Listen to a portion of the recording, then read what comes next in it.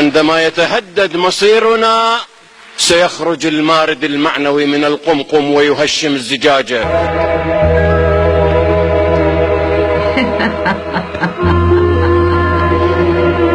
هيا هيا اخرج من هنا يا زعيم الدخان، اخرج حالا.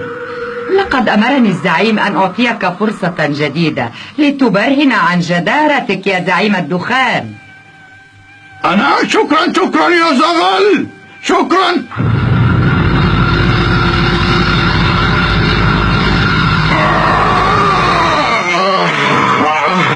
هيا انفخ دخانك واحملني إلى بغداد بطريقتك الخاصة، فهمت؟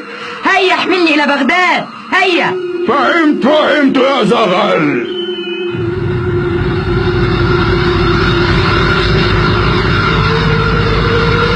سيخرج المارد المعنوي من القمقم ويهشم الزجاجة.